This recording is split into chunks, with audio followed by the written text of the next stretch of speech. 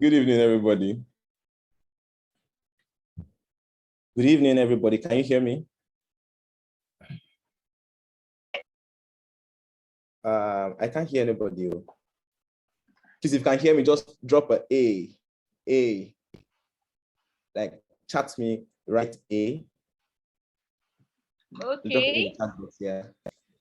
Yes, Right, we can hear you now. Faith, I can see you. I can see you, Faith. Thank you so much. Thank you so much. Who is inside this call? Oluwatidamlola, thank you. How do Oluwatu sing? I see everybody. Bukishaba. Mrs. Bukishaba, thank you so much for the presentation. Trust me, it was so impactful. I mean, I learned a lot. Thank you so much for teaching us from your wealth of experience.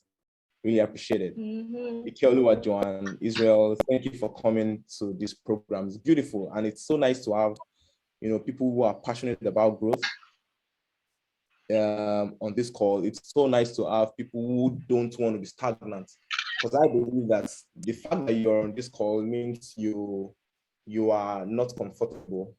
I was still discussing with a friend, and she was like, you are a bit stable already now. And I'm like, this life, everybody will have a bit of restlessness, inside of him, inside of her. You must be restless, because if you are at a state of rest and you're thinking, I think I've got it all, to be honest, you are dying gradually. You have to be on top of the game, and you're like, what can I do better? How can I be better? What programs can I attend to be this, to be that? We all have these desires at the back of our mind, or in our hearts, want to achieve greatness, want to do this, want to do that, So it's good that we are here. Thank you so much once again, Mrs. Bukola Shaba. All right, so 2 questions were asked, and regarding, so sorry to add my own, I want to add my own 1 cent, right, to that question. So how do you manage yourself in a toxic environment? How do you stay alive, so to speak, in a toxic environment? I mean, we're in the country, we're in Nigeria, we know that there are so many toxic environments.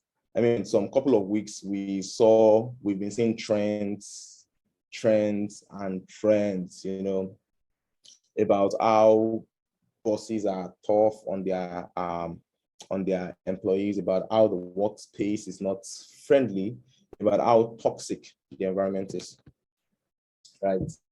So if I'm to provide a solution or to give my own answer, I say there are tons of materials out there, on managing your boss. You have to learn to manage your boss, or learn to manage the person that is actually causing that, that's toxic, that is making the environment very toxic, right?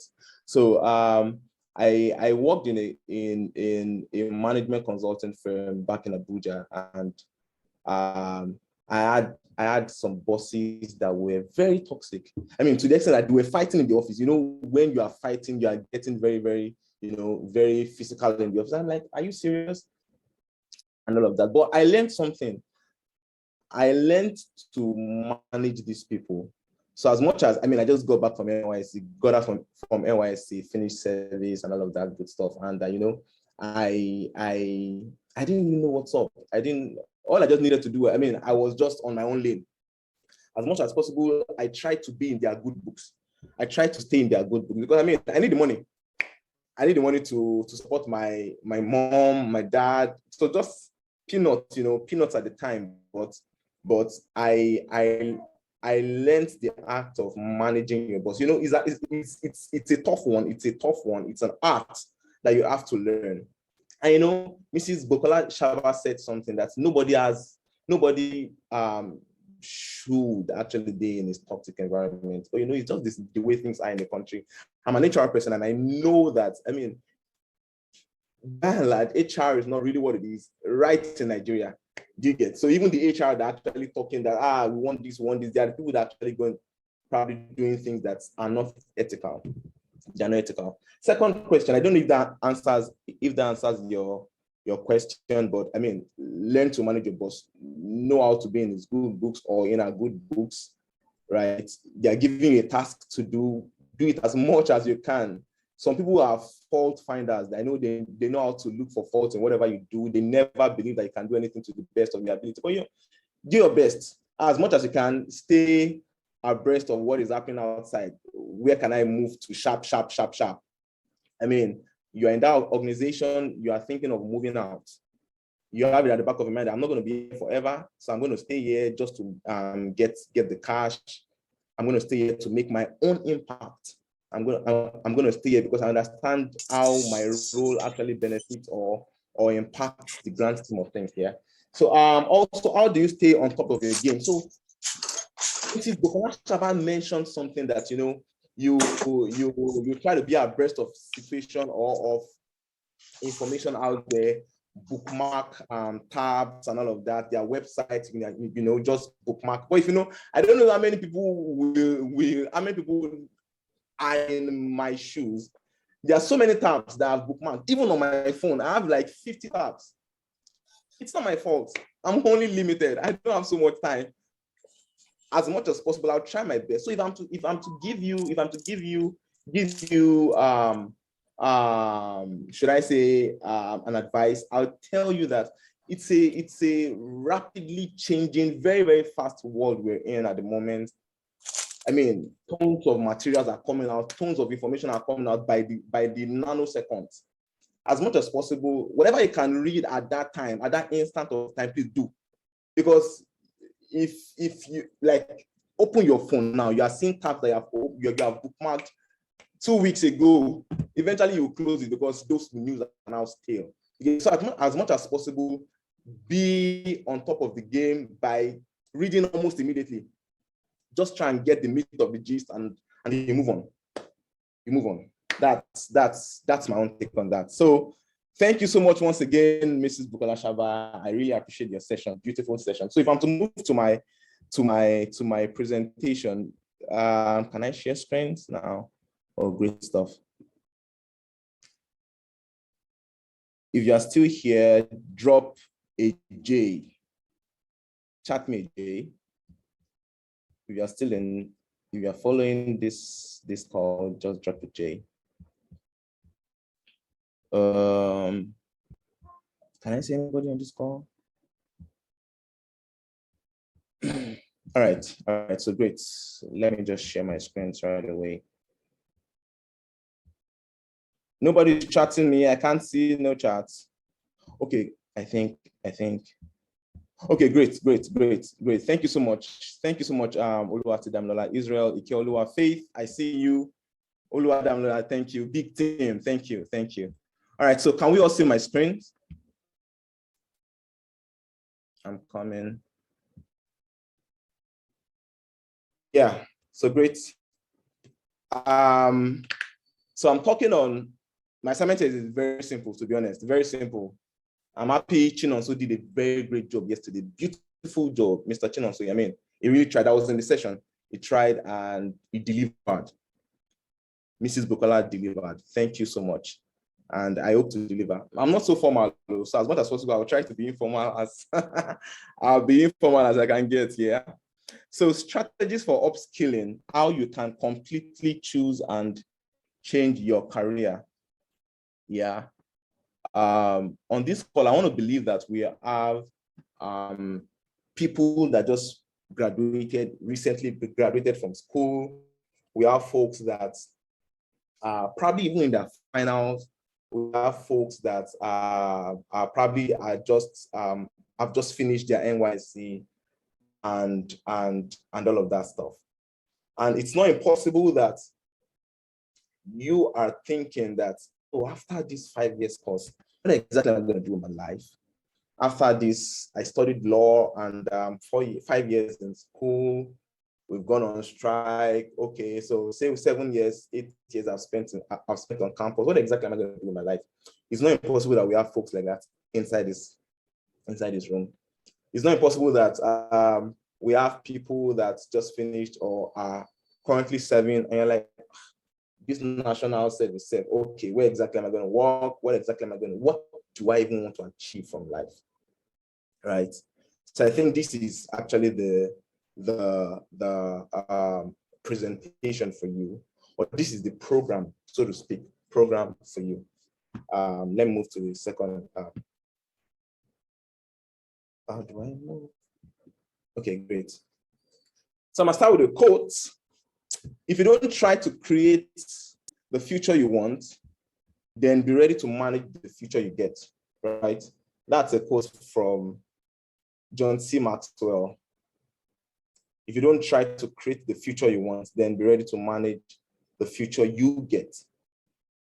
You know, your career is a very big part of your life. And as much as possible, you don't want to joke with this part. You know, many people leave it to chance. Whatever will be, will be. God has the final say. You know, God has the final say. As much as possible, I'll do I don't think myself, that kind of stuff. I don't think myself, but John C. Maxwell is telling you that if you don't try to create the future you want, then you have to just be ready to manage the future you get. And you creating the future you want starts from you choosing the career, a right career path. You choosing to switch to another career if you're already in one that you don't like, or one that is sort of, so to speak, dissatisfying, right? My presentation is very short, but I'll try to drive home the point.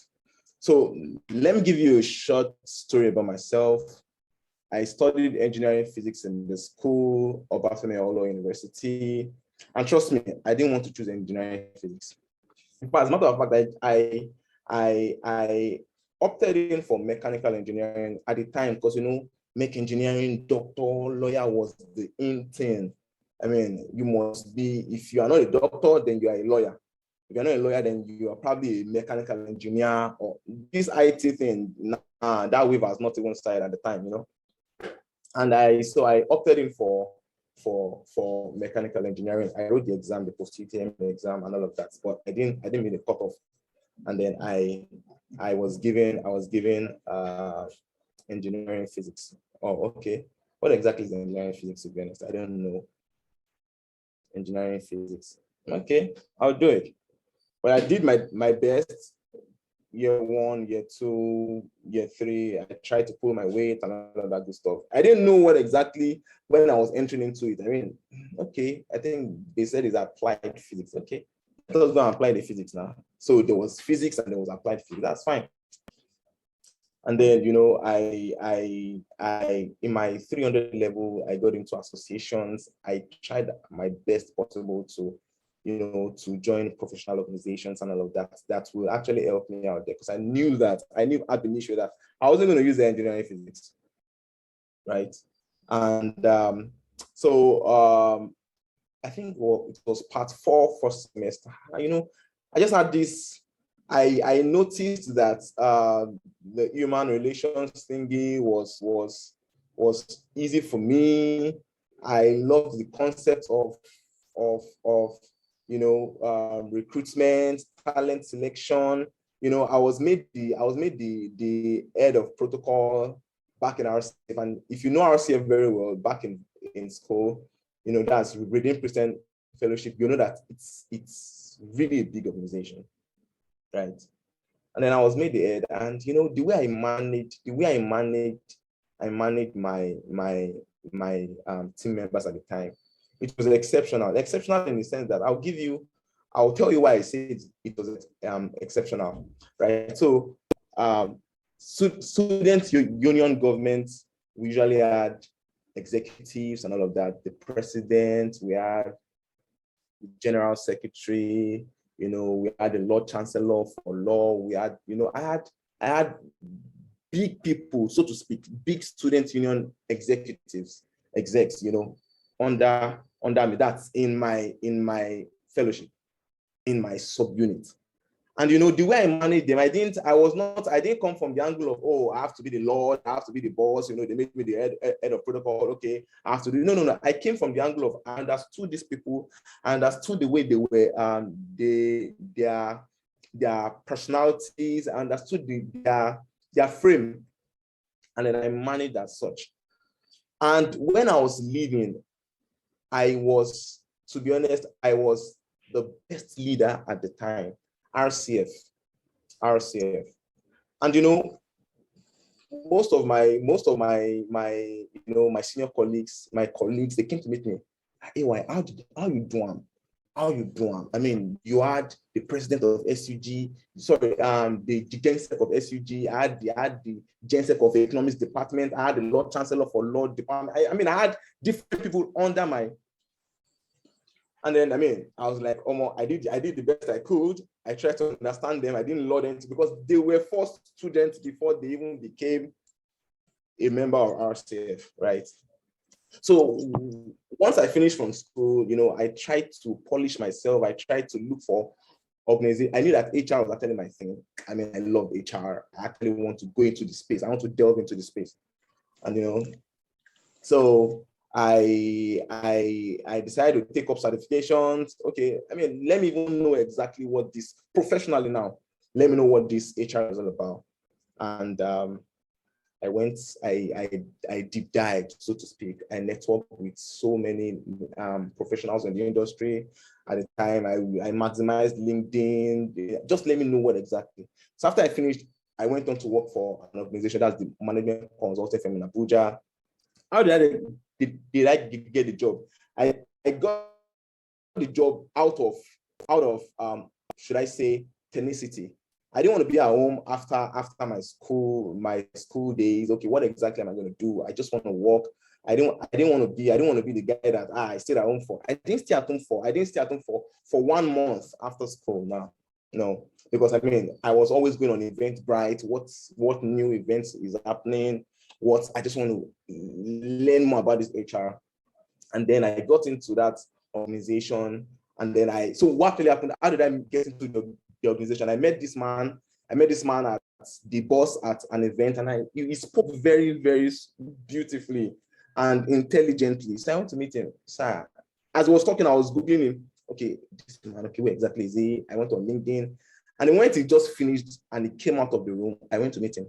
So I've gone through your profile, beautiful profile. Thank you so much for this. I engaged him, asked him different questions. I was like, okay, let me give you a try. I think I have one guy in my organization. Let me just give you a try. Come to my office. And the interview lasted for about, that was the next day when I got in. The interview lasted for about, say, 1 hour. The man was, we're just talking. It was in the evening, so he's a very busy man, even till now. I've left the organization. He's still very, very busy. So after work, he just said, yeah, come for the interview. And it was really interesting. I was able to, talk about HR to this man. We're able to engage. And luckily for me, they didn't have an HR department. So I took in that position. And we started building, build solutions, engage different partners to invest in the organization, to give us business. It was really interesting because not just HR that I was doing, because it was a startup. So I tried to do business development, tried to do office management. I tried to do the human resource, payroll and all of that stuff. So I just tried, and I wanted to be on top of my game. How did I get to where I currently am now at NDIC? So there's this thing that HRs, they are always, how do I put it? They are not always respected in an organization. I'll give you an example, and I'll give you why. So you see the CFO, you see the CEO, that's this chief financial officer, the chief operating officer, the chief executive officer. That's the exec. There's the chief human resource officer, but who really cares about him? Because he's not speaking in the language of the business. And what is the language of the business? Money. You have to understand how can this business generate. So you see the CEO, the CFO, when they're in the boardroom, they're always talking and all of that stuff. And they are bringing, okay, this is actually what we think that if we do, will jack up our revenue or our sales or whatever. They are connecting to finance. But what's HR doing? HR is, they believe that we are cost center people, always just trying to fight for employees, what exactly, and all of that good stuff. So like, oh man, I have to learn financial statements. I have to learn how to, I really want to know, when I get to an organization, I'm not just the HR person. I want to know about the business, finance, money, ego, what the business is talking, money, right? I all of the time we usually go out, submit proposals, even while I was doing HR and the job and all of that in the business. And then, I've always noticed this federal government parastatal. What exactly are they doing? I see them corporately dressed. I see them, always on their feet, doing things. And I'm like, okay. I think I like, and I knew what they were doing because they are the ones that usually go to regulate banks, deposits of banks, of depositors, right? And then they always go to banks. Okay, what exactly are they doing? Okay, that's fine. I actually want to get into this organization. And the two speakers that spoke yesterday, Chinonso and Mrs. Bouquet, they mentioned something: relationships.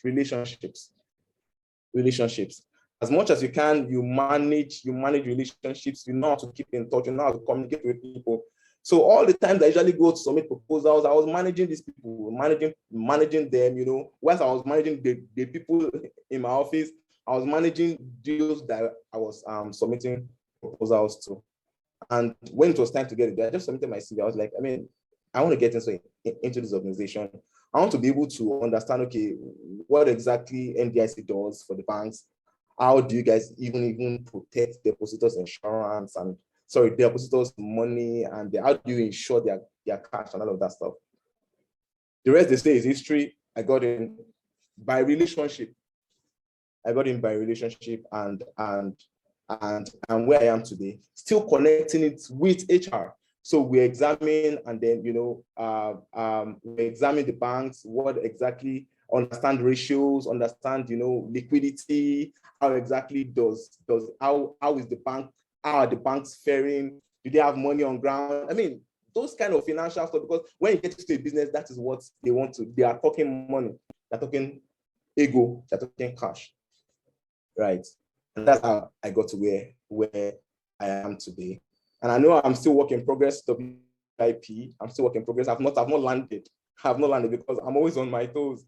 I'm always trying to be the best at whatever I do. I'm always trying to, get the new insights. What exactly is happening in the world I'm in? What is happening in the industry, the HR world I'm actually in? What are the new trends? That's why I said, I've been able to keep up with trends, which is why I was able to provide the answer. Wherever thing you can read on the spot, read on the go. You just bookmark, keep bookmarking, and you don't know what's happening. Yeah. So let's move forward. Why exactly is career so important? I'm talking about how you can change or choose your career. Why exactly is career so important? Career.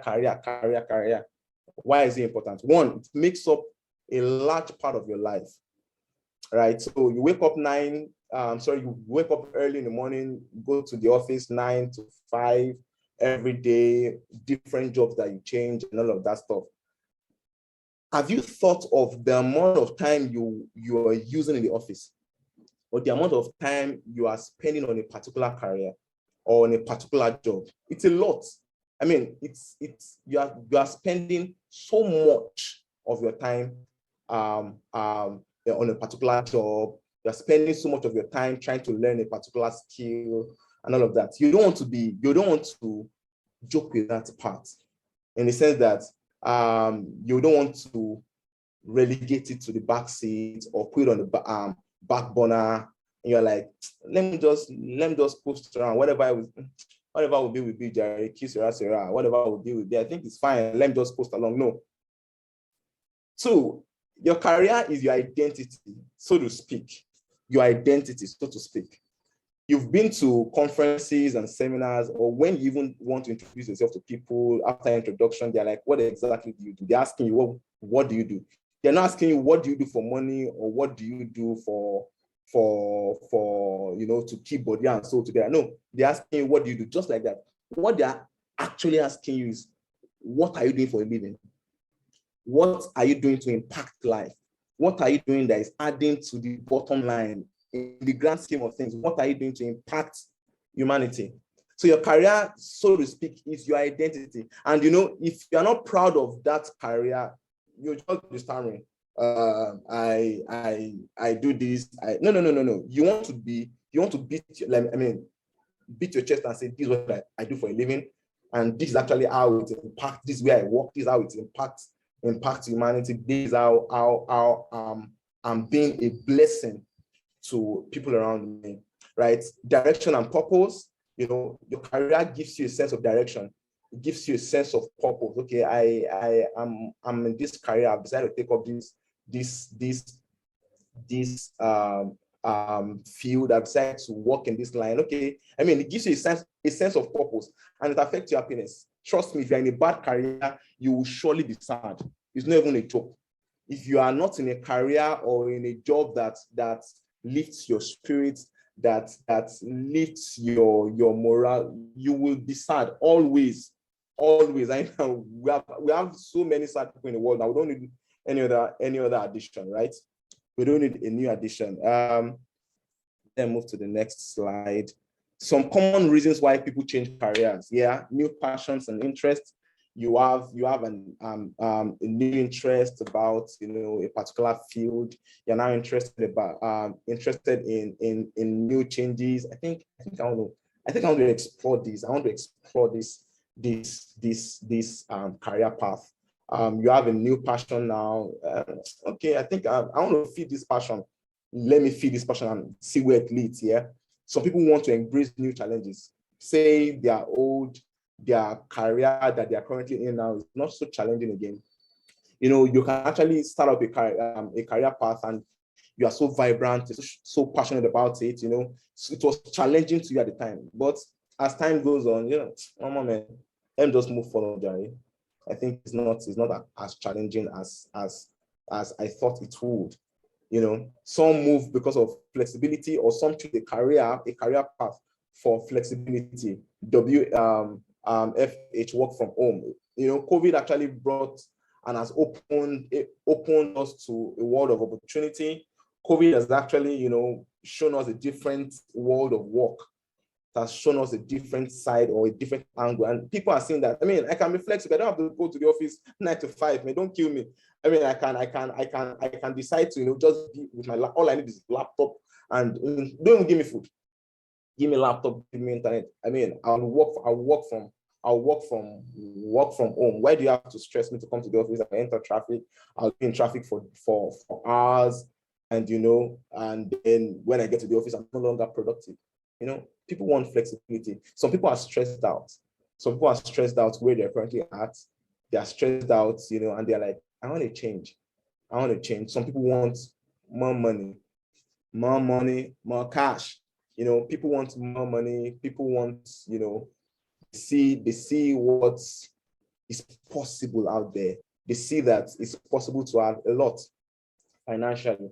So people are no longer constraining themselves to one particular, okay, let me just stay on this and keep coasting along. I think it was what I studied. I studied this in school, and if I'm bringing this point, you might be like me that I didn't want engineering physics, right? In school, I didn't want engineering physics, and you are like, where will engineering physics take me to? Yeah, where will engineering physics take me to, or where will law even take me to in this country where justice is not? I beg, please. Or where will my medical certificate take me to? I beg. Everybody's jackpotting now. Doctors are not even appreciated in the country and all of that. You might be like me and you want to switch. You might be like me and you want to change your careers. It's very, very possible. No matter what level you're at now, no matter how old you think you are, you can change. You can change. People change for different reasons. And you can actually change and move to a new career and make your own impact here. Let's move very fast. I think my time is getting really fast. Okay, yeah. So how can I choose and change my career path? First, you have to be truthful to yourself, right? I would explain this as we go on. You have to be truthful to yourself. You have to do your own thorough research. You want to choose a career path, you want to switch from an old career to a new one, you have to think relevant. How can I be relevant? How can I be relevant in this new world of work? Am I still holding on to things that don't work? Am I still holding on to the old mindset or the old philosophy? Think relevant. How can I be in alignment with the future? Right? Be strategic. Chin also mentioned it yesterday, and be very strategic. Strategic means, you are thinking tomorrow, not just thinking now. You are not thinking short term. You are not myopic in your thinking. How can I, I've seen that, data analytics will actually be what Mrs. Bokala said. She said it, sometimes she goes to different job sites, not because she's actually looking for a job, but because she wants to know what skills are actually in demand. How can she polish herself to be at par with those skills, so that when she even wants to leave, when she even wants to change job or change industry, she has relevant skills that they can use to employ her. On the basis of which can actually get employment. Yeah, be flexible. Don't be rigid. You are fixated on one old path that is not working. Move on. Move on. There's a lot of opportunities out there for you to, there's a lot of opportunities out there for you to explore. And if you are flexible, if you're not flexible, you're like, let me just stay on this position. I think I like this career. Or I think I can just manage this career. I don't want to take risk. I don't want to take risk. She made I have a family to feed. I have 3 kids. I don't know how many kids you've got. I don't even know if you have a kid. I have mouths, so I want to marry. And you are fixated on one particular career. People are doing different things. Just be flexible and open your mind to different possibilities. Don't be fixated. Yeah, put your money where your mouth is. Yeah, put your money where your mouth is. When I was working at my management consulting firm, I took up a certification, PHRI. Why did I take up that certification? Because I didn't just want to I'm just professing HR, and then I'm not putting my money where my mouth is. I'm not doing things in alignment with that particular goal. Okay, I have this desire, I have this goal, I have this dream that I actually want to achieve, I have this career that I actually want to build, and you're not attending conferences, you're not putting your money where your mouth is, you're not taking on certifications. To be honest, you're only faffing about and you're just joking. Remember, no career is a walk in the park. No career is easy. So if you are trying to run away from something, that's the wrong mindset. Make sure you are running to something. You are trying to, you have a picture of what you actually want to achieve, or what career you actually want to join, or what career you want to delve in, or what new industry you want to explore. But note, no career is a walk in the park. It's not shere. I'm sorry. It's not beans. It's not rice or bread and butter. No career is a walk in the park. So if you are thinking you are running away from stress, or not stress, from hard work in your former career, or you are thinking, I want a career that can just coast along. I want a career that can just, that I can just faff about, and then the money will come. Just little energy and the money will come. A lie. Big lie. Let's move to the next slide. Be truthful to yourself, right? So I said I was going to expatiate on all of that. You have to ask yourself some questions. What about this job do I like or I don't like? If you are currently on a job and you want to switch, or you are probably just a school leaver and you are trying to move into a job, what kind of job do I think is fitting for me? You would ask yourself, some very in-depth questions, personal questions to yourself. You will sit down and ask yourself, what kind of career would I derive satisfaction from? Okay, if I do this, remember I said do your research. Okay, I sit down. What exactly am I going to do? What do I love doing? What have I done before that makes me feel happy? What have I done in the past that I have enjoyed? How does my current career make me feel? If you don't feel great, then it's a sign that it's probably not a good place for you to be. Now, you can change jobs in that same industry, or you switch entirely into a different industry. Yeah, do I want to change jobs in the same industry or an entirely different industry? Do I want to explore something different? But basically, consider your why. Why am I moving? or why am I going into this particular thing? You know, so if you can sit down to ask yourself all of these genuine questions, and nobody, I mean, this one now ask to ask, talk you and yourself. You are okay. What exactly do I want to do? I know it's a busy world we're in, to be honest, and you know that time to create that time out for those moments of honest questions with ourselves is very difficult. Yeah. Just if you can try it and do it, because in the long run, it's what will help you. And like, what exactly? Why am I doing this? Why do I want to do this? Eventually, your work is actually going to be half solved. Yeah. Do your own thorough research. Yeah. Ask questions and seek advice from professionals. You know, it's popularly said that the grass is not always green, or it's not greener on the other side, right? It is greener where you water it. It is only green where you water it. If you are thinking, I think I want to move to this new place because of, or you want to move, tech is the in thing now. I want to move to tech. You know how much time you need to be exceptional at coding? I mean, exceptional at coding. So if you know you don't have that time, or you don't have that strength, or you don't have that energy for, no.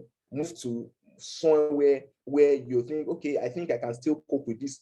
You still put energy, but not as much as, not as much as, you know, if I'd gone into tech, or if I'd gone into medicine or something. Yeah. Search online. Google is your friend. Utilize Google. There's so much information out there. And if you are not informed, you know, they say it, you are going to be deformed. Right? Google is your friend. Search online, you know, do your own thorough research, basically. Make use of professional organizations and associations. There are so many people out there. There are so many organizations that you can actually join to know what exactly you want to do, or to know whether this field I'm actually trying to cross into is a good one, right? To know, to test the waters, basically. We join associations, okay, this is actually what they do. I think it's interesting. But I'm not caught out for this. So you know ab initio that I'm not caught out for this, and then you don't even join those associations, or you join and you're like, okay, I think it's something I can actually try and try it. And before you know, you're enjoying that path and all of that stuff. You know, the Bible even says, who wants to embark on a project, this is paraphrasing, and has not sat down to count the cost. You count your cost, nothing comes easy. Remember I said, no career path is a walk in the park. No career path is a walk in the park. Count the cost. Do I think I have this time? So much time. Do I think do I think is what I want to do for the long run? I mean, do I think I want to do this eventually? Do I think this part actually makes a bit of sense for me? Now, these are questions that you ask yourself honestly, not, you know, your friend is saying something. Your friend is saying something about you. And like, okay, I like this career path. Another person is saying something about you. I think I like this career path. I mean, career path. No. You sit and ask yourself questions. And then when you have decided, you ask for advice in that particular, you know, decision that you've actually made for yourself. Let's run along. Put your money where your mouth is. Attend seminars and conferences. I cannot, you know, emphasize this enough. You are doing, thankfully, this is one. Acquire transferable skills. Chino also mentioned this yesterday. Skills that you can actually transfer from one job to the other. You know, skills that you can transfer from one career to the other. Certifications. Take up certifications. Yes, we're in a world where people are just acquiring certifications, then they low down, so to speak, you know, those patent certifications, and they don't know the job exactly. You know, Chin also mentioned something yesterday, and it was like, it's not going to choose one over the other or prioritize one over the other, but as much as possible, people want, what can you deliver? What can you bring to the table? If you cannot bring anything to the table, please forget about your certifications. Keep it one side. Eventually, certifications will bring you in, but it is your skills that will maintain you. Right? If your skills maintain you, you know, you get to a point where, okay, your skills have taken to that ceiling. It is not the relationship you have maximized. It is the connections you've actually maximized that will, you know, elevate you above that ceiling. So certifications are good. Also acquire skills. Volunteer if you can. We are in a country or in a part of the world where dependency ratio is a lot. It's so high. One person is the one that is trying to feed 5 people in the family, you know. So when I tell my friends, try as much as possible, take up internship positions, they might not pay you a lot. They're like, waiting will bring food to my table. What exactly will bring food to my table? That's why I put, if you can. If you cannot volunteer, then look for where you actually can fit in and where you can fit in for the long run and for the good part, right? But as much as possible, if you want to learn a particular path, you want to try to test the waters, volunteer. Take up internship positions and network as much as you can. Right. So I'm going to end with this quote. This is a quote by me, right? At the end of the day, you are completely in charge of how your life turns out. You are completely in charge of how your life turns out. Nobody's in charge, not your friends, not your parents, not your pastor, not your lecturer. So this is my lecturer. I'll give you a story. My lecturer, he taught me, I think he's a professor, yes. And where I did my project in engineering physics, and I did enjoy it. So this man, he really loved that engineering physics, and I was like, this your field, this field is very lucrative, this and that. I mean, I was not cut out for it, but he was always pushing me. And I got out from school and he was always calling me, Ayobami, how far? Are you not going to do your masters in physics? I'm like, hey, me and you for where? No, I'm not coming back to masters in physics. Did you get, and he was constantly on my neck. Come back for masters, come back for this. So of late, I applied for one position and I needed his referral. So I called him after so long a time. And he was like, so what are you doing now? What are you exactly doing now? I was like, Sam, I'm into this, I'm into that. He was like, if I told you then, if you are furthered in engineering physics and your project was an interesting project, sir, it was interesting to you, it was not interesting to me. I was just doing it, just to come out of the university, I beg. Okay, so at the end of the day, what you turn out to be, what career you eventually choose, it's completely left to you, not to anybody. Many people are thinking of what exactly my friends say if I switch careers, or if I move to this place. They've seen me as this and this in my class. If I now do this, I learn this skill, or I do this, and I'm like, and I don't meet up to their expectation, or I don't meet up to their standard of me. How? For kind of, I mean, I didn't the one that own your life. No, you are in charge of your life. You are, at the end of the day, when all is said and done, you, not your pastor, not your parents. Your parents will force you, do this now, do this now. Don't you want to be a footballer? God have mercy, with these days, I was like, my child must be a footballer. If he doesn't want to be a footballer, there's nothing you can do. Do you get? If he doesn't want to be a footballer, there's really nothing you can do. At the end of the day, the child has a right, 100%, to what the competition turns out to be, right? I think that's the end of my presentation. Thank you for listening. I really appreciate your time. If you've got any questions, please shoot. Let's do this. If you've got any questions, please shoot. Wow, thank you very much. Thank you, Mr. Ayobami. It's really a wonderful section. So I've gotten some private chats and they're like, okay, they have questions and all. I'm so that. sorry. So I'm just saying I had my 6 more minutes. I'm sorry. At 8:19, I had 6 more minutes. Hope I didn't shoot my time. I know you are so engrossed. No, don't worry, it's fine. Forgive me. We enjoy every section. Great stuff. Yes, we enjoy every bit of your time here with us. So my own question has been answered somehow, because the question I wanted to ask was that uh, since I'm changing career now, which means this new career I'm going into, I do not have any work experience in it. So how do I convince a recruiter to employ me? Great stuff. Great question. I mentioned having transferable skills, right?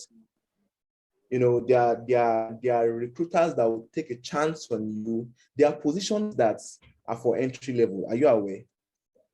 there are positions that are not, they don't require any years or so much number of years, to occupy. There are recruiters that will take a chance on you because you have transferable skills. You can communicate well. You are a big team player. You're a big team player. Anywhere there's team playing, anywhere you must be a team player. In any organization, you must be able to communicate. In any organization, you must be confident enough to speak, to stakeholders or to speak to people that actually matter, right? Those are transferable skills that you acquire along the line. And when you're about to change to a new career, those skills are still relevant, right? So I don't know if that answers your question. I mean, recruiters are there, so many are there that will take a chance on you because you have transferable skills that are going to be relevant for that job or in that job. Thank you so much. Okay, yes, it does. But if I may ask, what are these transferable skills? Like, for example, what type of skills do you mean by transferable skills? Yes, sir. Just give example, right? So skills like communication, right? Good communication skills is a transferable skill because anywhere you must know how to communicate. Wherever you are going to, wherever career you're moving into, you must know how to communicate. Is it presentation skills?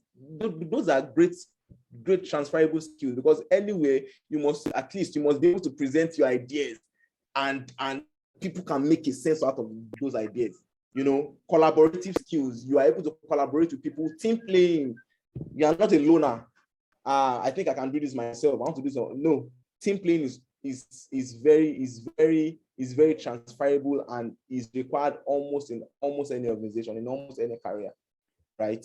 So I mean, there are a lot of transferable skills that you can actually learn along the line, along this career. Then you want to switch, they are still very relevant. Thank you so much. All right, sir. Thank you very much. So, Josephine, if you are there, you can unmute your mic and ask your question now. Josephine, Josephine. Good evening, everyone. Good Good evening. evening, everyone. Can Good you hear evening, me? Josephine. Yes, we can hear you. Okay, thank you. All right, so I think I have a two-in-one question. You have what? The question is, I said I have a two-in-one question. Great stuff. Shoot. Okay, so my question is not directly about switching career this time around. It's about merging careers together. Okay. So in a situation where okay, so let me cite an example with myself. While I was growing up, I've always wanted to work in the bank, although I don't know what it meant then. I just love the way people dress corporate to work and the fact that they are always behind the tailoring slab and all. So it was something cool to me and I really wanted that. And some way, somehow, I currently intern at a financial institution. But deep down within me, I think I love to do graphics. I'm so much of a graphic person. I love to do graphics, graphic design. Oh, okay. Which is totally different from what I have always wanted to do. And then my love for graphic design actually started when I was young, when I was still in school. I don't just like the fact that designs are not properly done, they are not properly highlighted. There's always something in me that you can do this better and all. And currently, I'm also looking forward to switching to tech, into the tech career, like fully into the tech career, data camp, UI, UX. Yeah. Something like that. So I want to just ask, is it safe enough? Is it safe enough to combine all of that? To merge all of these things together, is it healthy for career path? Graphics is good. Did you get my question, sir? Oh, yes, it is. It is. So, all of these skills you're actually mentioning, you're talking about data camp. Data camp is actually a platform where you can learn so many data analysis, so many, is it Python, you can learn coding, SQL, and all of that. Graphics is very relevant for the future. Data is very relevant for the future. Financial analysis is very relevant for the future. So why not? Who says you cannot do it? if you're not limiting yourself, basically, I'll just say don't take more than you can chew, right? Because eventually you are only human and you don't have all of the time. And you want something that you can really be exceptional at. You want something that you can say, I mean, I'm beast at this. So you would weigh your options and you're like, okay, I think I want to go for data. I think I want to, but all of them are very relevant for the future. And if you think you can actually manage them, so who is limiting you? You are the only one limiting yourself. If you think, I think graphics, I want to put down graphics because I'm into financial analysis from my organization now, or because I'm actually into data. If you can manage all, why not? If you can be good at all, but I promise you, you are not going to be exceptional. You might be good, but you are not going to be exceptional at all because you're only limited. You don't have all of the time, right?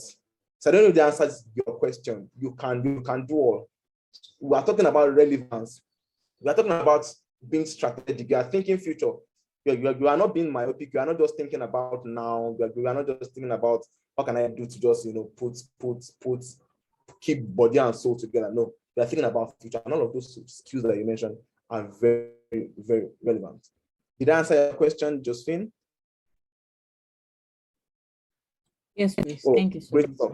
Great stuff. Thank you so much. Any other questions? Please inundate me. I beg. Inundate me with your questions. Except if my time is last. Right, thank you very much, Mr. Ayobami. Yes. And I don't think we have any other question. Or do we have anyone with a question that would like to ask directly? Just raise your hand. Just signify by raising your hand. Yeah. Okay. So we don't have any question. So Mr. Ayobami, I must thank you very much for coming. Thank you Yes, for honoring our invitation, and thank you for my dishing out pleasure. value once again. My pleasure. My It's pleasure. really My wonderful to pleasure. have you here. Thank you very much, Thank you sir. so much. I'm so grateful. Brilliant minds in here. So grateful. Have a good time. Thank you, sir. And you too. Share.